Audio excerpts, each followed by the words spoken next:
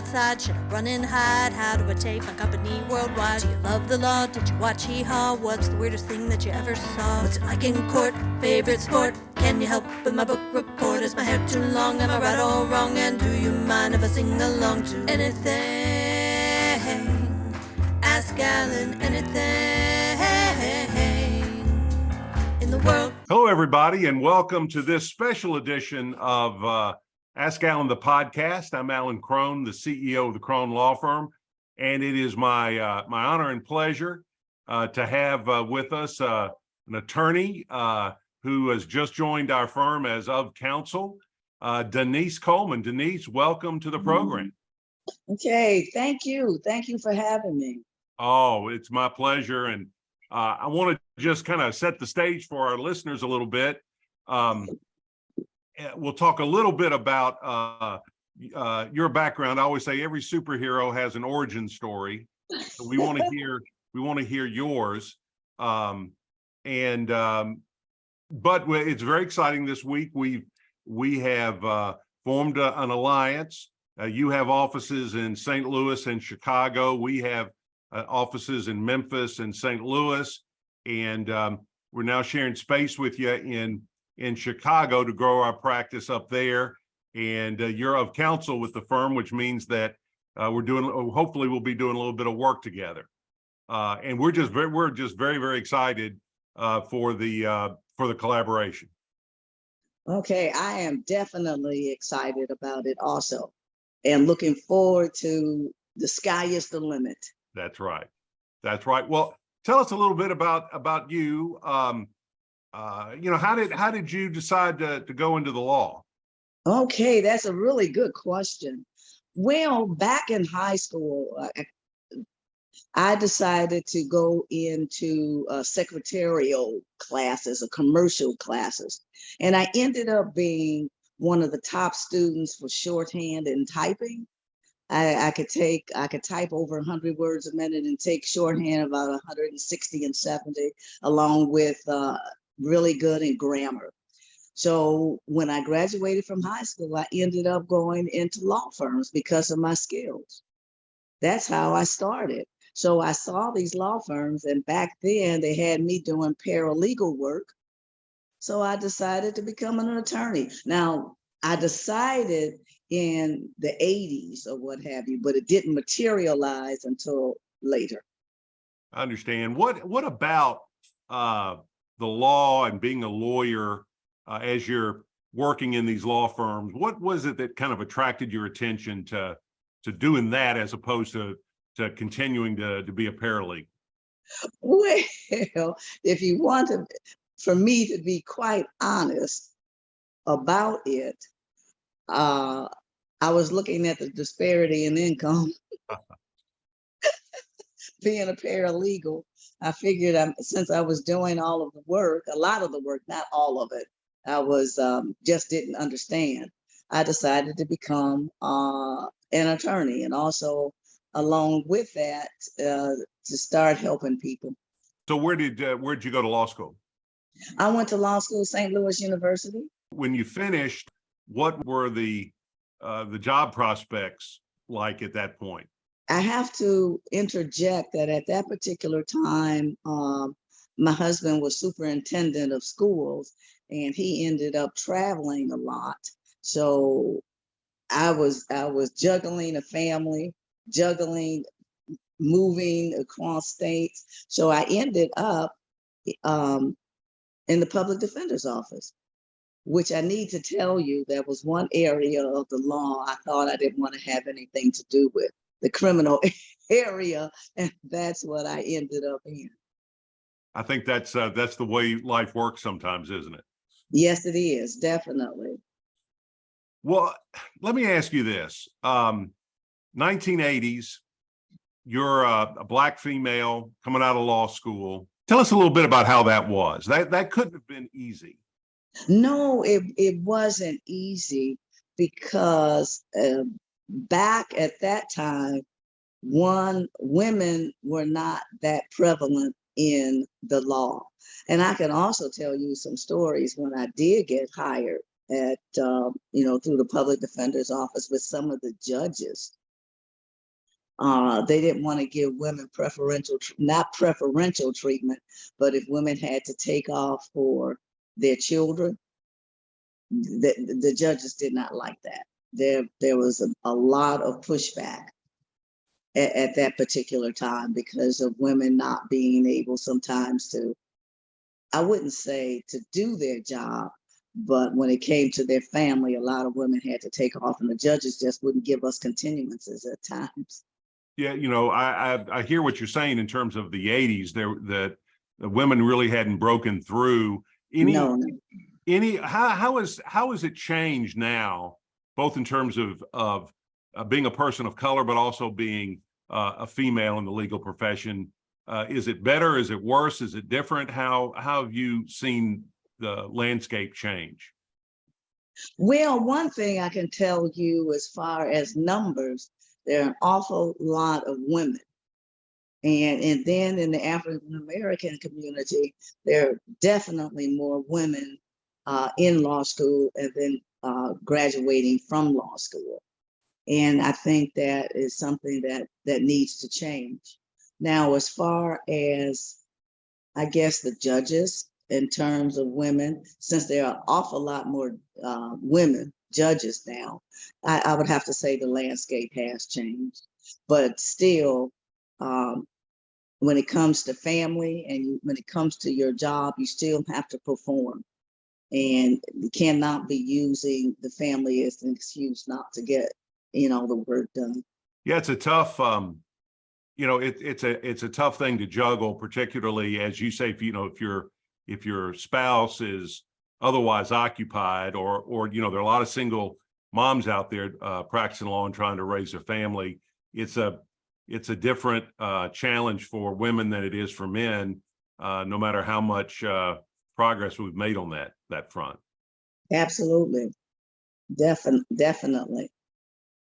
My wife is also a lawyer, and she had a lot of experiences early on where she'd go to a deposition and she'd be mistaken for the court reporter or a paralegal. Yes. By other lawyers. What kind of experience did you have with that sort of thing? Oh, I had one not too long ago, because I go into courts in different jurisdictions. When I say different jurisdictions, I mean all over Illinois and in Missouri too. So I've been mistaken as a pro se person. So that has happened. And that's just, I guess that's something that you got to rise above and be the bigger person in that situation. Oh, absolutely. And sometimes if I, go start walking up toward the clerk, then the sheriff or something may want to stop me. Or that has happened, has stopped me. Yeah, I'm just be honest with you. That's an experience that's completely foreign to me. I think I walked into, when I walked into grade school, sometimes people thought I was a lawyer. I always looked like a lawyer, but that kind of stereotype, we see that a lot in employment law, right? Where definitely people get stereotyped because of their race or their gender, and they're blocked from opportunities that somebody that looks like me doesn't have just simply does not have a problem there. I may have other problems, but I don't have that one. And it's I really admire, no matter what challenge anybody's overcoming, we've all got issues, but no matter how much progress we've made, I guess what I'm saying is it's a shame that folks still have to overcome just what they look like as opposed to what their skills and abilities are. Oh, absolutely. I think, I don't know, our country, where we make strides technologically, we still have a long way to go when it comes to the stereotypes. As you very well know, we have sensitivity training in our CLEs, continuing legal education now, and subjective bias that sometimes we just don't know that we have. Well, I think it's also very important for you to be out there and out front, because the more the more we see iconography of a Black female lawyer as normal, then the less what happened to you is going to happen. And it takes a while for those mental pictures, I guess, to Yes. break down. I'll tell you a quick story. I've got a friend who is a lawyer, and his wife is actually a judge. And this was years ago. I was at their house for Halloween, and was talking with the judge and another lady, and the daughter walked up, and the other lady said to her, well, what are you going to do when you grow up? Do you want to be a lawyer? And the little girl thought for a minute. She said, oh, no, women aren't lawyers. And there was kind of a beat, and we all kind of looked at each other, and she said, women are judges. Oh, okay. Because that's what she knew. She knew that her dad was a lawyer and her mom was a judge. And, growing up, seeing different people in different roles, that's what it's going to take to change these mindsets, so that it's not, it's not noteworthy that you see someone who doesn't look like me as a lawyer or as a judge. As you said, both in St. Louis and in Memphis, we have a lot of female judges. We have a lot of Black judges and Hispanic judges. And I think that makes a good diversity in the judiciary. I think makes for good, makes for a good court system. Absolutely, it most certainly does, because it gives different perspectives on various situations. Specifically, I used to be a public, I did say a public defender, but a prosecutor. And that's a role that is very much needed to be, should I say, have minorities in that position. Is definitely needed, because the prosecutor is a very, almost the pivotal person in our penal system. The pivotal person is very important.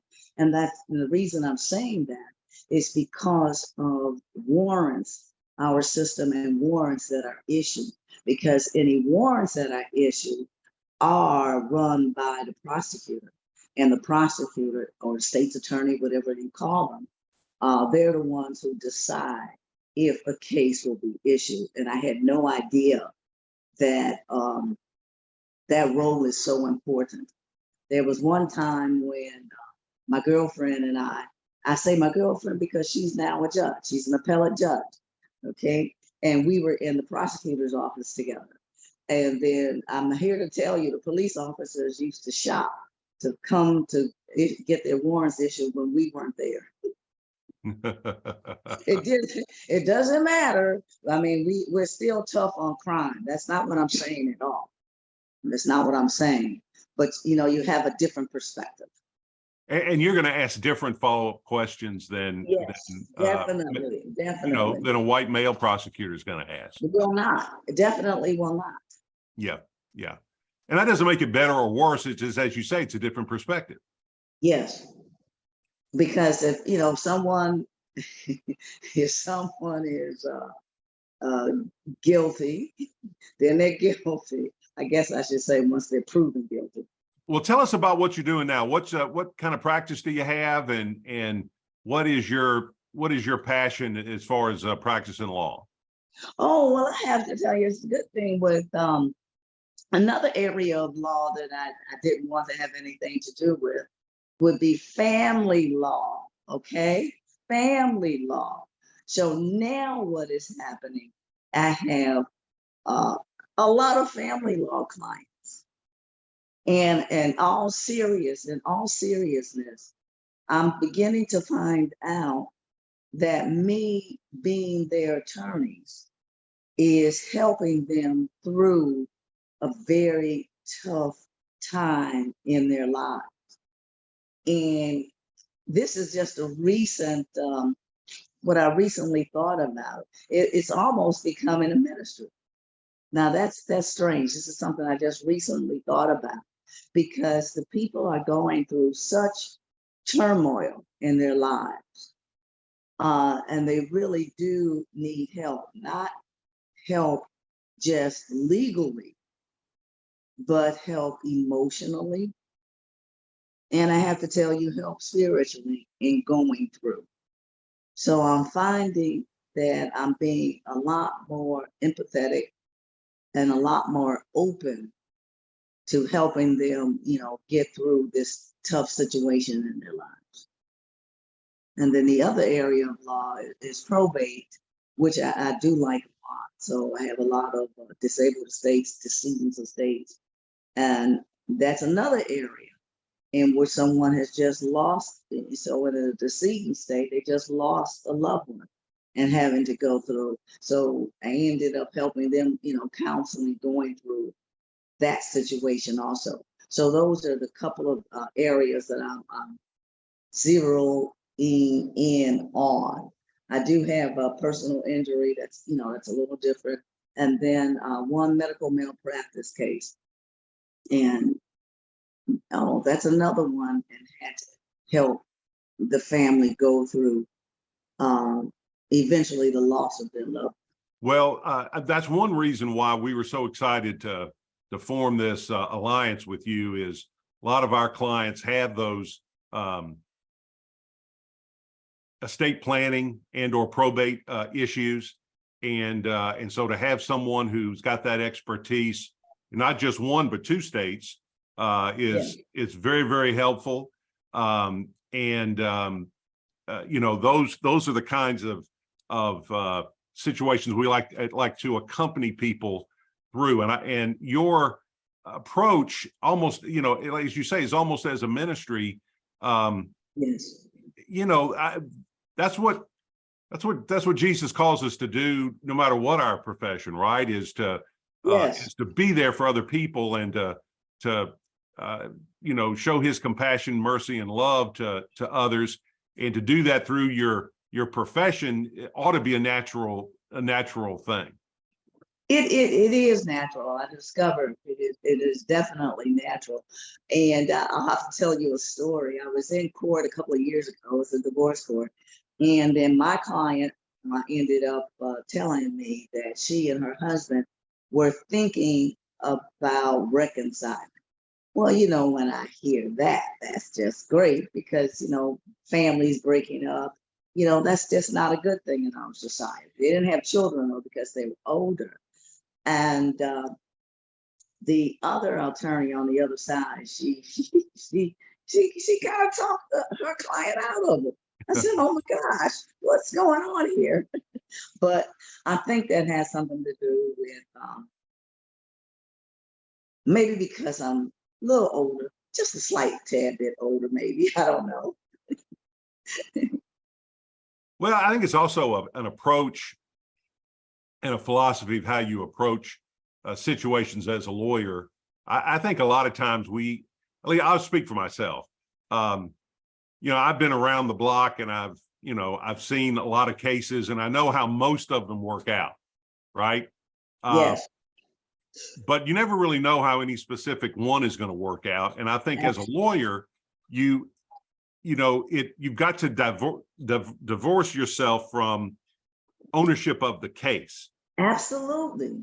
And that seems to me a situation where, if someone comes to you, say, I want to reconcile, it's not really our job as lawyers to tell them one way or the other, but once they make a decision, to help facilitate that decision.